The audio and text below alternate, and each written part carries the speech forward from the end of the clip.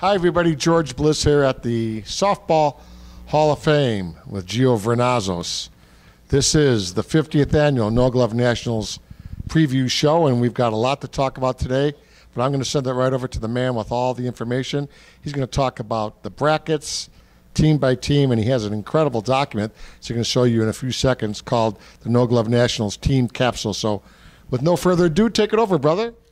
Well, we talked a little bit last night on the podcast that we were going to be doing a little bit of a show today, and I do have the document that I will be putting online. We're going to try to show you via slideshow up behind us in a little bit so you guys can kind of see the document a little bit now.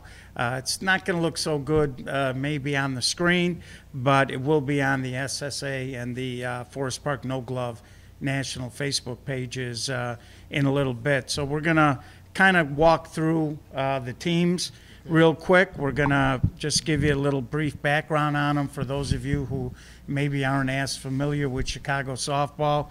For a lot of you here in the area, you may know some of this stuff, but we have such a big audience for this tournament that we thought we'd give teams a little background.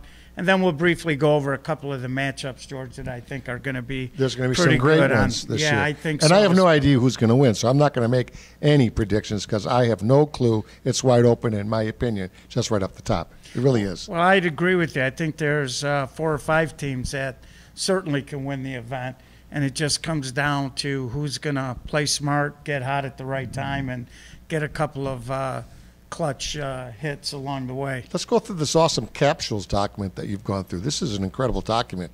You have a couple paragraphs on each team, and I can't wait to get this out, but this is called the Team Capsules, and this is really a great document. Yeah, our cameraman's zooming in. I'm going to try to zoom in, too, primarily because this was originally really meant to be a standalone document, so we'll try to blow it up a little bit as best we can, and we'll go through all of the teams real quick. Of course, George, you know as well as I do that the 45s last year not only won this tournament but the major nationals. They did. They came out on fire. I don't think they lost their first game until we were about a month and a half or close to 2 months into the season. Right. But as all things softball occur, they have really slowed down a little bit, and they've lost 4 games probably in the last 3 weeks, 4 weeks or so. Coincidentally, yes, right around the time here where I think Big Steve was having some health issues. And, you know, my question is how healthy is he going to be? And is he perhaps not the most important of all the 45 players? Well, you're talking about the great Steve Batnich for our folks watching across the ocean, and we do have viewers watching from all over. Big Steve Batnich is a 6'5", 6'6" guy, very imposing pitcher, and he has had some back problems, but if he's pitching good, they're going to float through it. They're going to do well. It really has a lot to do with Steve. I agree with you 100% on that. Yeah, and his issue this time actually wasn't his back; it was his appendix. True. So they had to rush him to the hospital. He's not in any jeopardy, but that is a good softball team. And for the rest of the guys there, I don't mean to diminish your value to the 45s, but Steve is the guy that has the ball in his hand, and everything starts with Steve. So, you know, and he is one of the best 3 pitchers in the game. So, and his backup is none other than Keith Filkins. So they really are strong there. So now we'll kind of slide this thing over. And the number 2 seed, Chicago Dynasty. Oh, yeah. Dynasty has already won one of these. It was a kind of out of the blue, a surprise in 2014. But you know, they're pretty good. They're the whole package. They play defense. They hit the ball. They like each other. They play with a lot of enthusiasm.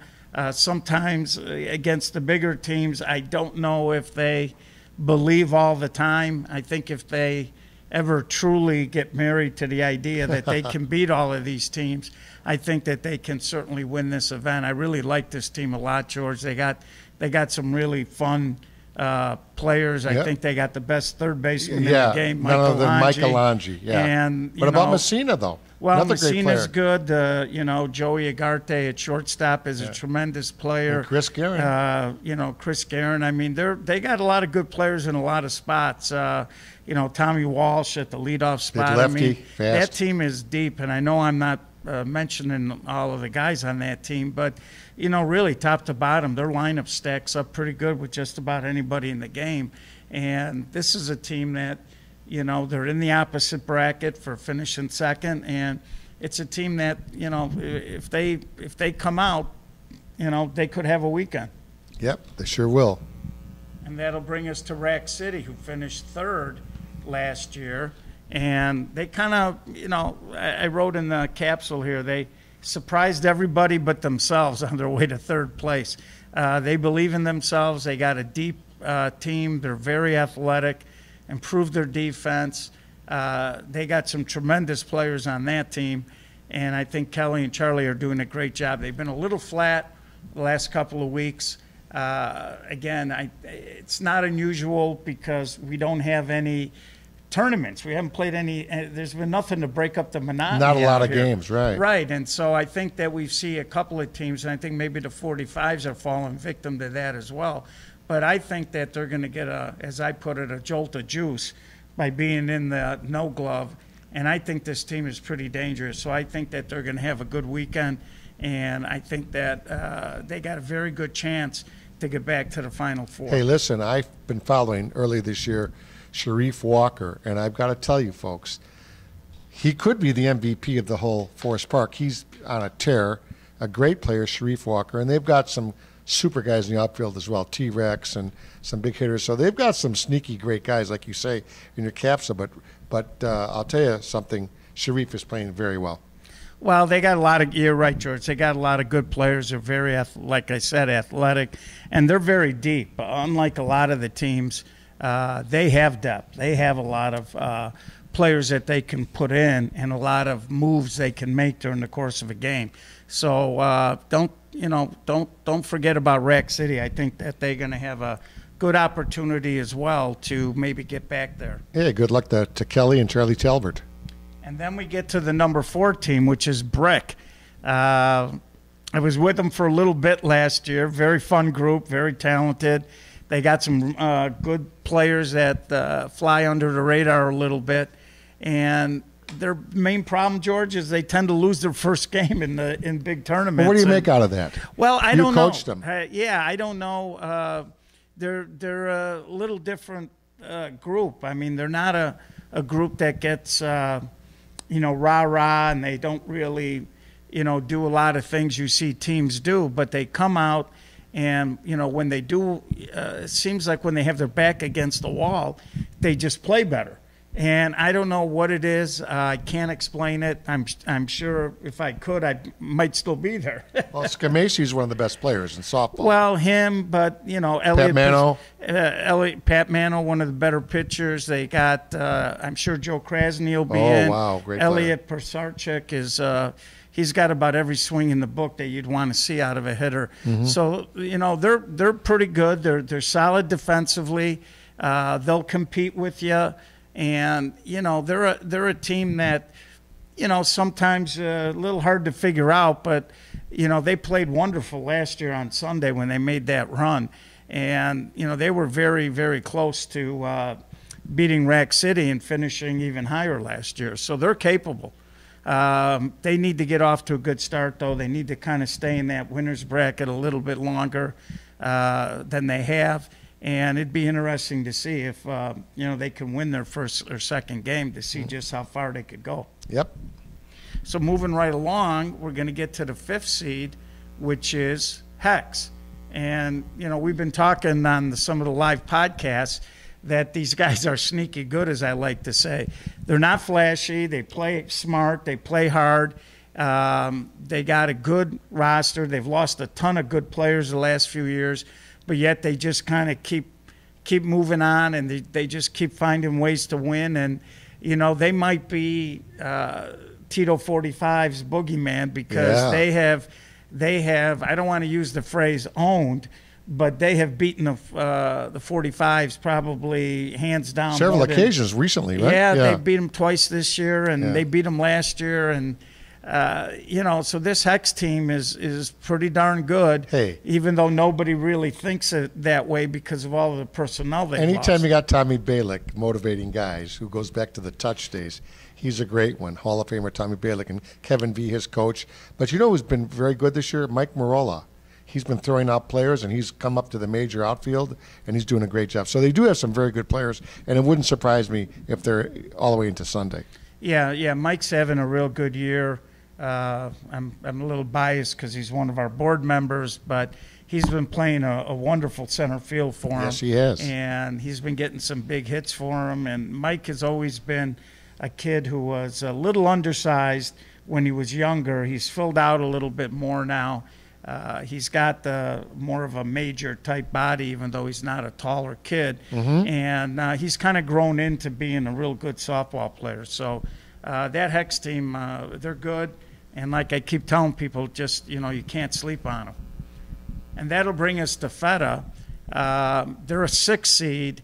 From what JD told me, the committee put Hex ahead of them because they had beaten the 45s a couple of times this year.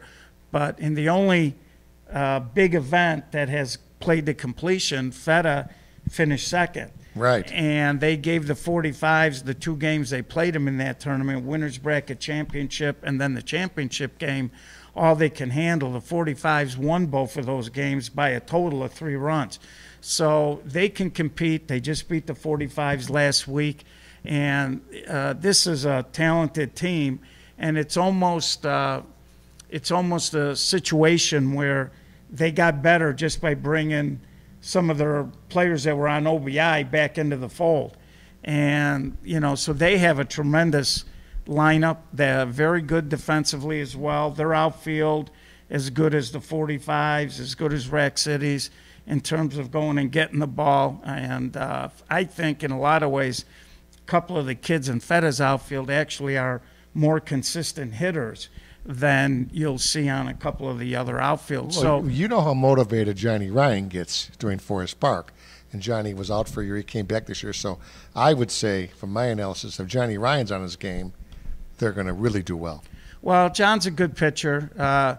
He has to sometimes control his emotions a little bit. Oh, he loves the game. I know, but he'll get into a situation sometimes where he'll walk a guy and all of a sudden the strike zone starts jumping around because he does get a little jacked up. And and if you go back, folks, and you watch the North-South championship game, winners bracket championship game, that was a perfect example. In the first inning of that game, John was having a little trouble finding the strike zone, and then he settled in and he pitched a terrific game after the second inning.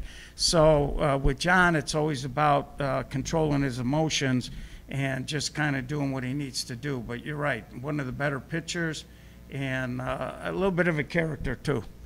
So that'll bring us to number 7, Signature. Signature's won this event a couple of times, 2013, 2016. They still have a lot of those same players that are a part of this roster. They lost 2 great players who have both won MVPs out here in Matty Richards and Mark Holstein. Most teams would be devastated and probably in a corner somewhere in the fetal position, losing 2 guys like that. But Sal finds a way. He goes out there. He picked up some guys that maybe weren't flashy names, but were good players that fit for what they do. And you know what? They're tough. They just they keep rolling along. They keep competing. They keep winning. So the Signature, they're pretty solid, George. Hey, they picked up Mickey Balestri Jr. over the winter. They've got a good pitching crew with Jack Nakanishi.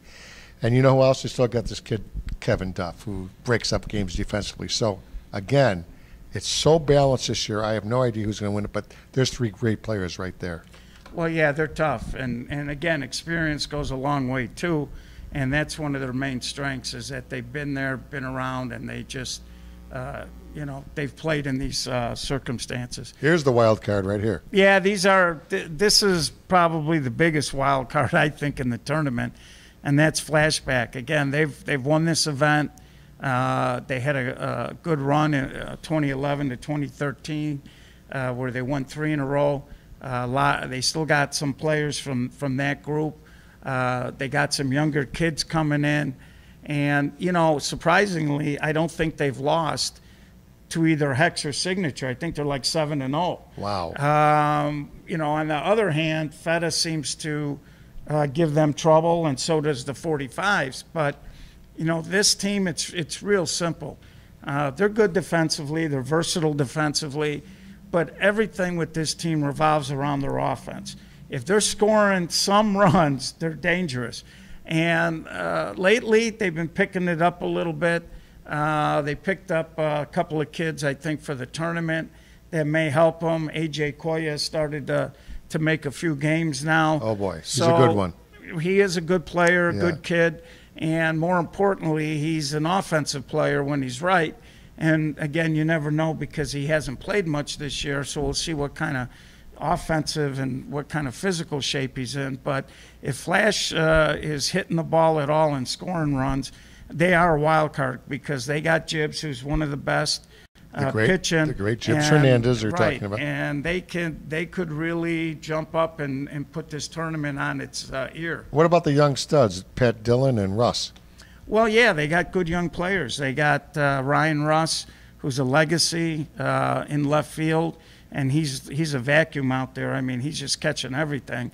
They got Pat Dillon, who I think is on the verge of really breaking through and being one of the elite players. Yeah. They also got Mike Andrews, a young kid who's pounding the ball.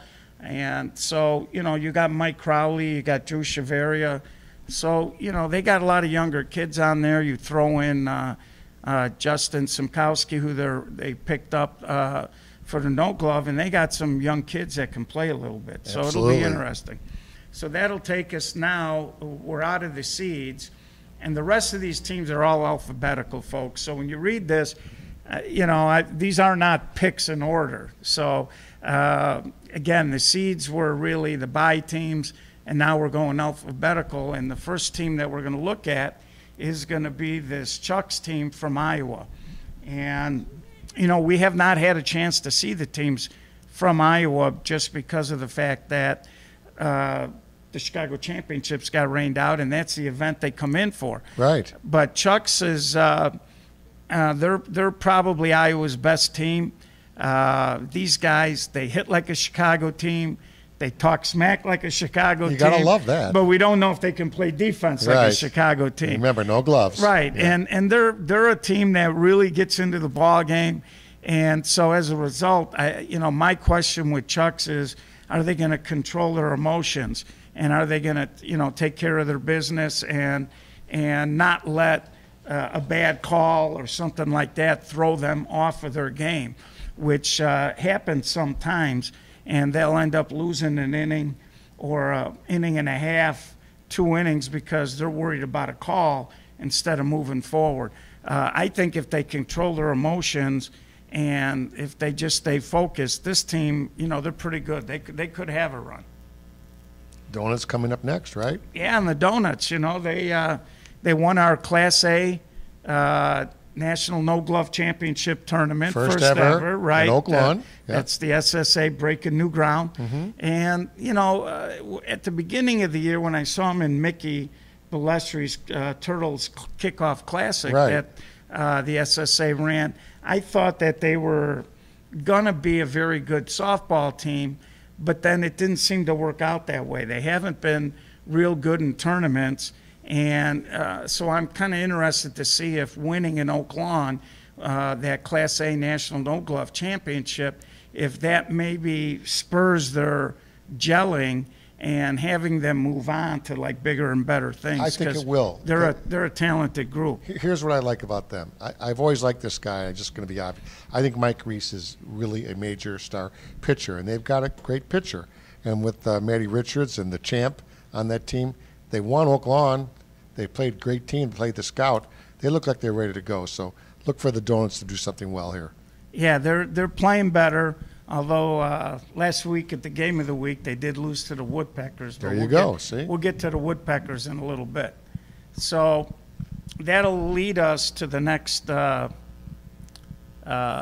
slide, and you can see it's up on your screen here, and we'll zoom in, and we'll start off There's with Impact. Yeah. We all know what Impact's going through with the loss of Stan Paddock, and they've done a pretty good job as a group of just trying to play softball, just trying to kind of soldier on a little bit, and but Forest Park is tough because there's so many distractions as it is, bigger crowds, people always coming up to talk to you.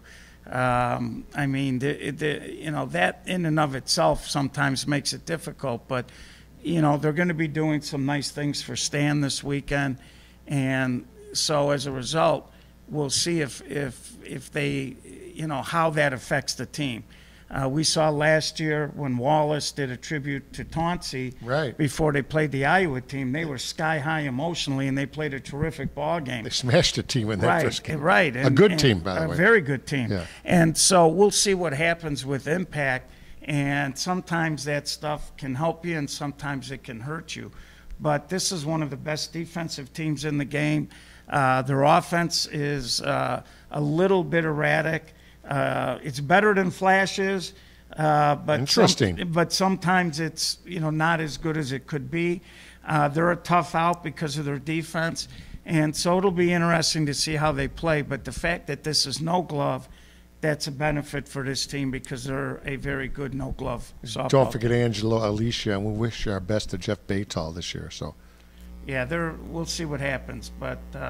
Emotionally, I think we're all pulling a little bit for Impact. Absolutely. And that brings us to Iron, which is run by Dan Atkins, who the one and only Dan North-South, Atkins Challenge. And, they started upgrading their outfield 1 or 2 years ago, and now they've got kids out there that can go get the ball. And so when they're healthy and when they have all of their guys out, this team is very competitive. They play hard. They really like each other. Some of these guys have played with Danny for forever. Yeah, forever. Yeah. Probably over 17, 18, 20 years. Absolutely. Danny and Iron, they're kind of like a Southside version of Thunder or Traffic in that context, even though most of their guys live west now. And the thing is, they don't take themselves too seriously. So they go out, they play hard, and they're capable because when they got everybody out, these guys do swing the bats. So it'll be interesting to see how Iron does. But they're not a team that you can look past. And that'll bring us next to Lose One. These guys lost the 2017 Class A National Championship game to Hammer the Clam out in Carroll Stream last year. And they upgraded. They picked up a couple of players. And this is another team that has struggled a little bit in tournament play. They're doing very well in Clyde. They've got 3 or 4 wins, I believe, in Forest Park. But it's a team that most nights they're going to play some defense. Most nights they're not going to hurt each other. And they're certainly capable of winning a couple of games if they get rolling. So we'll kind of see if they can put it together. Again, a younger group, and so it'll be interesting.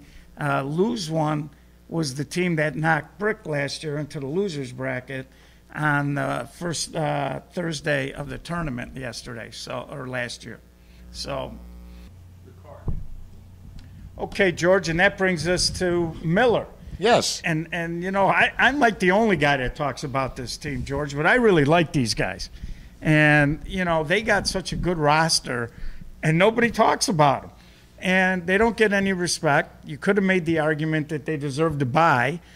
But when you look at what they got, guys like Jake Olson, Shawta, Torta Benny, Sean Burke, it's such a deep team. Plus, they picked up the guys from the shooters, some of Ray Zarnick's guys, including Keenan, who is one of the best young players in the game. So this team can flat out play when they want to, and nobody talks about them. And the reason why I find it fascinating is because they're a quality type team. They didn't get a bye, so they're going to be playing Chucks on Thursday. And that might be the best matchup of the first round, because you're looking at two teams that have the talent and the ability and the potential to really have long runs in this tournament. And they're playing each other on Thursday, with the winner feeding into Rack City. Wow. So, I've said before, I thought that was the toughest little 3-game grouping early when you look Thursday, Friday. And like I said, I like this Miller team. I know you know a lot of the guys on that team as well. Is it because they play in Mount Prospect that they don't get all the attributes? Is that the reason? That's part of it, I would think, that they don't play. They're up in Prospect. I think some of the teams up in Prospect, nobody really talks about them as much. That has a little bit to do with it. I think this year it would have been nice to see their team in a few more tournament games, because of the fact that they did have these younger kids and they did kind of merge with that shooter group. So, and again, they're nice guys. They support the events. When they come, they stay. They enjoy themselves. It's a good softball team. They're solid defensively. They don't beat themselves. I know a couple years here in the No Glove, when Flash was a little bit more loaded up, they knocked Flash 1 year in the losers bracket, and they may have knocked them out 1 year too. So they did. Sure did. I mean, they're capable. They can play with anybody. This okay, Miller. So we'll watch for Miller then.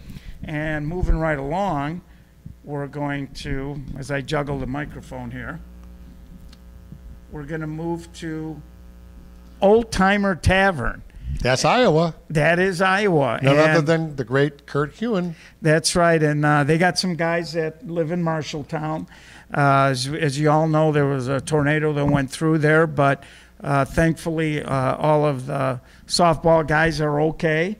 Cracky told me that they should have everybody out here for the event.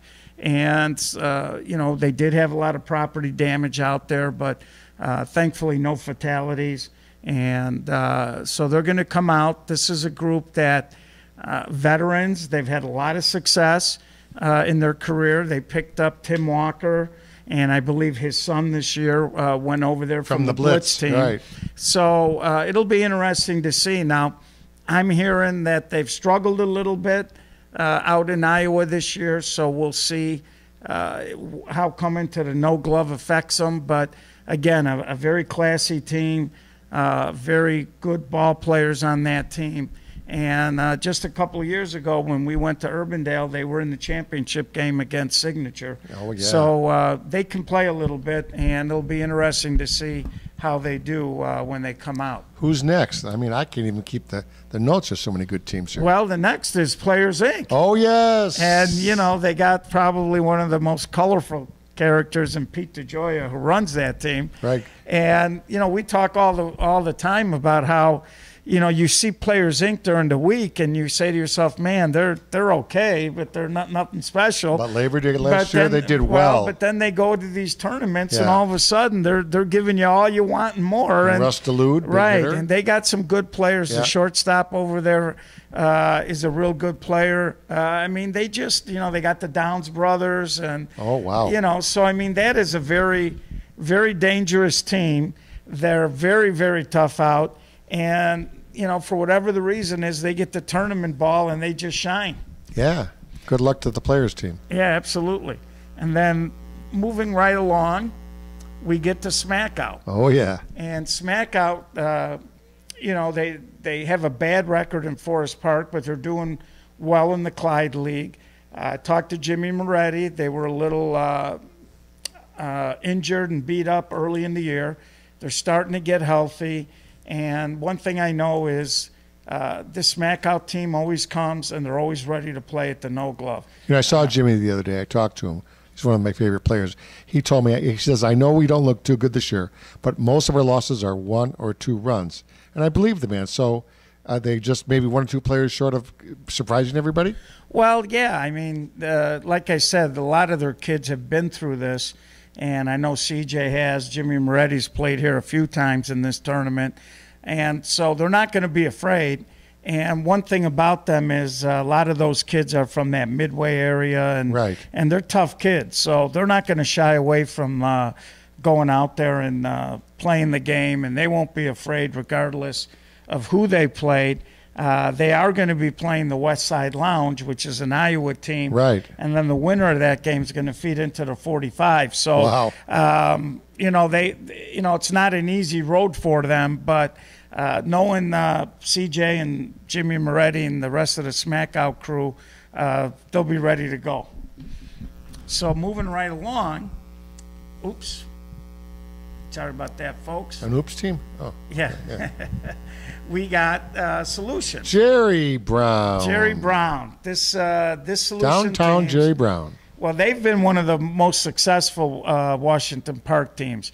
And they won Charlie Talbert's Memorial Day, Veterans Day tournament great. out in Garfield Park. We streamed a little bit from there. And Jerry's team is solid. They're good defensively. They're also one of those teams where, like Flash and like Impact, it comes down to how's their offense doing. Right. Because, again, when these guys are hitting the ball, they're a real tough out. You really don't want to face them when they're going good. In the North-South, I believe they lost to the 45s 4-2. So they're capable of putting the clamps on you. It just comes down to offense. And, again, Jerry is always prepared. He watches a ton of softball, so he's always scouting and looking at the teams that he's got coming up. And so it'll be very interesting to see how Solutions does this weekend. They play the Donuts, and the winner gets heck. So, it'll be interesting to see them play the Donuts because Solutions, like I said, they're very good and they're very successful. So next, if my cameraman can pan down just a little bit so we can get Thunder in there. And we'll get that up for you. There's Thunder. And none other than the great Frankie Stella. Frank Stella, who's been around for a long time. Chris Miller. And Whoa, what a great player he is. And, like Traffic, like Iron, these guys have been around with a lot of the same players for a long time. And Frank does a great job. Now they're bringing some younger players in. Right. And, again, when you've been around folks for 20 or 25 years or it might even be 30. Yeah. I'm sure Frank will let me know when I see him this week how long it's been. But, eventually you got to bring in new outfielders. And Frank has done that. Yeah. And so now their outfield can go get the ball, and that's made a big difference. So they're tough. They hang in there. I was up in Prospect last week doing the Donuts and the Woodpeckers, and Thunder lost a tough game that day to Chicago Dynasty. So Thunder is a team, they've got some experience, and they got some younger kids, and it'll be interesting to see how they do. But don't forget Bobby Durst, who still hits crushing line drives, and Kevin Haig. So they've got a balance of the old and the new, that's for sure. Sure they do. And that brings us to Traffic. The legendary team Traffic. Sure, with Nicky Gatta, and this team's been around for a long time. 4 centuries. Right, and just like Thunder, just like Iron, I think what Traffic has done very well is they've brought in younger outfielders. They got Wild Bill over there, who's a terrific player in their outfield, but they brought in other kids that can also go get the ball a little bit. And, again, a lot of veteran presence on that team. And as a result of that, they're one of those teams. Any game they play in, they can win. But any game they play in, they can lose. But Nicky Gatta does a good job. Again, guys like him, Frank Stella, Danny Atkins. It's guys like that are the backbone of 16-inch softball because they do it year in and year out, decade after decade. And, Danny Atkins isn't quite that old, but almost, but he acts like he's older sometimes. Yeah. But just kidding, Dan. But anyway, so it's guys like that really propel the game and keep things moving and going. So now we'll get to the other few teams that we got left. And we'll have to pan up now to get To Wallace Wallace. in. There's our good friends Wallace with the great Tonsi Shiresevich. Right. Tonsi, another guy, been around forever, and he does a great job with Wallace. They finished third last year in the SSA Class A National Championship Tournament out in Carroll Stream. And they basically were in the winner's bracket championship and then lost and ended up finishing second. Last year, they came out. They had a real nice tribute to Taunts. They played a terrific game. I don't know if it was Chuck's, but it might have been Chuck's that they beat last year in the first round. I'm not sure. But they played a great ball game. And again, they're the epitome of an A team. They really don't have any superstars. They just kind of fight you. Taunsi's done a good job in terms of getting that team to focus on the details of playing the game. So they're just a real tough, consistent A team. And, you know, that's a team, if you're going to look past them, you know, they can jump up and they can bite you. Now, they're playing lose one. So, you know, that'll be very interesting. Those two teams have a little bit of a rivalry going on. So that's going to be a pretty interesting ball game. And then the winner, because if I'm not mistaken, lose one knocked Wallace into the loser's bracket. And the interesting thing is lose one, and again, when I say losers bracket, I'm talking about A Nationals last year. And then if lose one should win that game, they'll play Brick. Right. And they knocked Brick into the losers bracket of the No Glove last year. So there's some teams there in that little three-team grouping that might be looking for revenge. Yeah, but shoulda, coulda, woulda. You know, they got Brad Moriarty, right? They got Dave Winslow. I mean, they have some really good hitting players. So, well, they do. I'm going to say Taunch is going to jump out this year and do real well. Well, like he always does. Well, you know, we'll see. But like I said, they're just very competitive and consistent. And that'll bring us to Westside Lounge. Oh, yeah. Which Iowa. used to be CJ's. Oh, yes. So it's the same group. These guys are real talented. They got some really good players. They got Chad Harold, the pitcher, who's a character. I believe if Chad was here in Chicago, you'd see a lot of teams going after him, trying to get him to pitch. They got some big hitters on that team. Last year at the Chicago Championships, they finished tied for 5th. We heard that they're also struggling a little bit this year, but with the amount of talent they have, we'll see if the bright lights of Forest Park gets them going a little bit. Yeah, so 3 teams out of 24 are from Iowa, right? Right. So the chances are, like a horse race, somebody's going to pop into Sunday, perhaps. Well, I mean, they're all 3 of them are capable. I know that. Wouldn't that be something? Well, you know, and I know a lot of people here in Chicago, you know, when they see the 3 teams from Iowa get invited, they question it. But they have played much more no glove. Their teams have had some success. Last year at the Chicago Championships, all 3 of these teams that are in this year made it to Sunday. Wow. And last year a 4th team came in, Blitz, and they too made it to Sunday, but they lost their first game to Top Fleet last year. Right. So, you know, at the end of the day, these are good teams. These are teams that go to major nationals every year, and they slug it out and they compete with our best major teams. I know it's with a glove, but you're still playing against the big boys in the deep end of the pool, and they're holding their own. So at the end of the day, I don't think that you can be upset that these Iowa teams got invited because, you know, and think about it, George, the pressure they're under. If they're going to come in for one event, and if they don't do well, they might not get invited to a tournament. That's pressure. And then they got to come and they got to feel the pressure of the no gloves. So the Iowa kids compete. They do a good job. Hey, this brings us to a really interesting part of the show. We're here with Giovanna Zeus, yours truly, George Bliss. This is the play-in teams. One of these teams. Now, you got one more? You're slighting Yep. Oh, don't forget. Oh, sorry, Yep. Yeah. So. Yep.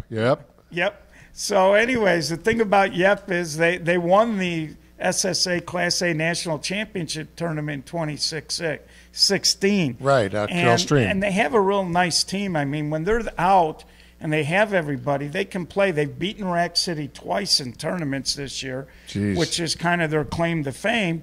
But, considering their roster and the fact that they won an A National in 2016, they haven't really made the strides, and a lot of that is commitment. But this is a team that if they were a little bit more commitment, I think that they would have a chance to be a good, solid, major type team. So they're pretty good, and we'll see how they do. And now we get to the playing teams. Now these guys play Tuesday night, and the winner of this whole 4-team amalgam will end up playing the Old Timers as the play-in winner. That would be Thursday night, so that should be an interesting game. That's going to be roughly about 9:45. Well, right, George, and I made the comment earlier on a previous podcast that these might be the 4 best play-in teams that I've ever seen since Forest Park started doing it. Wow. I think that you could almost make a case that maybe some of these teams should have got invited. But again, not everybody can. So, it's a tough job for Forest Park. So let's get to the first one, 10 deep. What I like about 10 deep, they got out of their comfort zone. They pushed the envelope. They got into the Westchester League. They're playing in all the tournaments. And you know what? It got them noticed, and it got them an invite to the play-in game. Mm-hmm. And for the young kids out there, that's how you do it. You can't just think because you're winning a park league somewhere, or you go to a one-day park league tournament, that's going to get you into the no glove. It really isn't. You got to play in a good league. You got to get into the events. They have to see you play and play without a glove, and then at that point, that's how you get invited. 10 Deep did it the right way, and they got rewarded. That also brings us now to the Scout, and the Scout took second on Oak Lawn. Took second at the SSA Class A Nationals Championship Tournament. lot of former Monkey guys. Right. And, of course, we're all familiar with Monkey. They've been around a long time. And, you know, I kid with John Less and some of the guys over there that, you know, sometimes it's the good monkey, sometimes it's the bad monkey, but lately it's been the good monkey. Oh, yeah, very good players. They're starting to gel. They're starting to play good softball. And they've been here before, so it'll be interesting to see what happens. Pops Alejandro, one of the better shortstops. Well, I mean, they got a good team. Yeah. You know, they're a ball club that, you know, they don't have household names on it, although Pops did win an MVP and a batting title with no fear. Yes, he did. When they won the second ever SSA Class A National Championship. Mm-hmm. And so Pop's a pretty good player, but, I mean, they got a couple of good players. They got a tall kid catching that really drives the ball. Played a lot of pro ball. And so they're going to be tough as well. That brings us to Top Fleet. Now, these guys actually were in the event last year. Correct. They went 1-2. They had a very good North-South where they beat Miller and another major team. So they're very capable, too. And, again, they transitioned over from 12-inch. They've been getting a little better every year. And this is a good athletic team. You know, so I talked with their manager, Jeff Thielsen, and Jeff is, you know, he gets a little frustrated because he sees how good they could be, and sometimes he, you know, it's like, you know, unfortunately with the younger kids, George, it's like herding cats trying to get them to come out during the week. But, you know, Jeff knows he's got a good ball club, and he sees how talented they are, and they are talented. I mean, this is a nice group. I think that, you know, after getting a taste last year, it'll be interesting to see how they do. Unbelievable. And that brings us to the Woodpeckers, who is the last of our playing games. John. But certainly not the least. No, correct. Johnny Eck, a legend in Melrose Park. Well, yeah. A legend. And this is a team, they swing the bats, man. They got, oh, yeah. They got some good hitters on this team. Now, their defense, a little shaky at times, and sometimes it can hurt them a little bit. But I got to tell you, since they didn't get invited to the No Glove, they've been playing like they got a chip on their shoulder. So they're motivated. Oh, yeah. They went out, game of the week last week. They beat the Donuts 9-6. And, you know, they were all telling me, you fired us up by being here. And Johnny Eck had an MVP several years ago. Well, one of our original with the SSA Nature Boys, yeah, right? he was incredible that game. He won a batting title and an MVP with the Nature Johnny Boys. can do it all. He can hit, man. Yeah. He can flat out hit. So that's pretty much the teams. 27 teams. Anybody can win this darn thing. Right. So a couple of my thoughts. I mentioned it in the interview we had with Dave Novak. And, you know, Forest Park is such a huge part of our culture, 16-inch softball. Yep. It is homecoming. There's no other way to describe it. People will come. They'll come into town just for this event, George. You know it because we've talked to those people. It's part of the thing that I love most about this tournament was always not just playing in the event, but also all of the people that you would see that you had played against and had rivalries with and, you know, fought tooth and nail with that come into town, and you get a chance to talk to them and catch up and just have a real enjoyable weekend. So, I can't wait. Can you wait? No, I can't even sleep can't. in it. We got people coming in from out of town. You know, I want to mention one thing, and I know you wouldn't have forgotten this yourself, but the great Larry Pikars, this is his last. Well, I was going to get to our thank yous. I mean, can you imagine this guy, what a job he's done? Well, it's not just, you know what, it's funny. Larry is Amazing guy. Is in the typical mode of the way Forest Park has been the last 50 years. You know, Dave Novak was just a tremendous director. You know, I remember when Dave retired, everybody was like, oh, no. You know, everybody was worried. And then along comes Larry Pikars, and Larry was phenomenal as well. Trivia question before Novak. Mr. Sarno. Yeah, but that's so right. Sarno, I should know that. Novak, Pikars. Only 3 guys in 50 years. Correct. And, you know. Hello, come on. You know, and so, you know, to Larry, you know, I know I speak for the SSA. You've done a lot for us in the game, and we appreciate it. And I know that a lot of the teams in softball appreciate it. Larry, we love you. I'm just going to tell you. Handled it. Without Absolutely. you just make our life so beautiful here. And, you know, but Forest Park in general, Larry Buckley, Grace Kenny, all of the kids that Ryan work. Ryan Russ, all of the people that work on the grounds crews. You know, this park district is unbelievable. The things that they do for the game, not only for the game, George, me and you are both affiliated with the Hall of Fame. Correct. And so what they do for the Hall of Fame, there just isn't a town that does more for 16-inch softball. And you can see the backdrop here, the beautiful Hall of Fame. So I just want to remind us, you know, during the 50th, come on over, just walk over 5 steps to 7600 West on Harrison.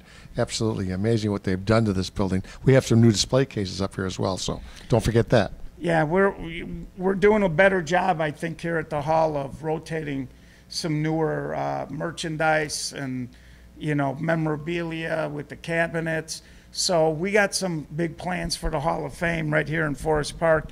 And I think that if you have been in the Hall of Fame before, you still need to come through here, folks, this coming weekend. Again, we have the big Hall of Fame outdoor plaque induction going on tomorrow. It's going to start right around 6 o'clock with the unveiling of the plaques. And, of course, we're going to be dedicating the tree to Stan Paddock in his memory. And then after that, we have the Legends game, and then, of course, the playing games. So this is a big weekend for Forest Park for 16-inch softball. First ever post-game after party. Yeah, that's going to be a big fun Pete thing on DeGioia Saturday and night. House Mob right at the Oak Leaf Lounge. Right down the street. And, of course, Sunday, I'm glad again for the 10th year, whatever it is, to broadcast on SSA Broadcasts. And we have a YouTube page, very simple, YouTube/SSA Softball. And you're going to tell us all about the ways to contact us because SSA is the dominating force today in broadcasting Chicago's great game. Well, thanks. I'd like to think so. But yeah, having fun. Well, people are watching us. Well, you know, it's awesome. George, me and you put in a lot of time, but you know, the fact that people, when they come up and they thank us, it's all worthwhile at that point. Hey, I just show up and have fun with you, brother. Yeah. Well, thanks for all your work this year. Well, we got to have fun, right? It's game softball. changer, statistics, this beautiful right. team capsule. Come on, this is awesome. So, and we're going to have the team capsule up after the show. George is gonna have this video up on our YouTube, on our Facebook as well. So if you want to get a hold of us, our website is ssasoftball.com. If you want to find us on Facebook and Twitter, just search at SSA Softball. Simple. And look for the logo. It'll pop right up. And if you want to email us about anything we're doing, or if you want to get involved with the Slow Pitch Softball Association, you want to sponsor, you want to help us out labor-wise, just shoot us an email at info@ssasoftball.com, and we will get right back to you. Beautiful. So, thank you for inviting me again. Oh, you're welcome, George. And I think it's going to be a terrific weekend, and it's going to be great softball. I'm going over to the fields right now to get my seat. So, what do you always say at the Play end? softball. It's the greatest game in America. See you there, folks. See you, folks.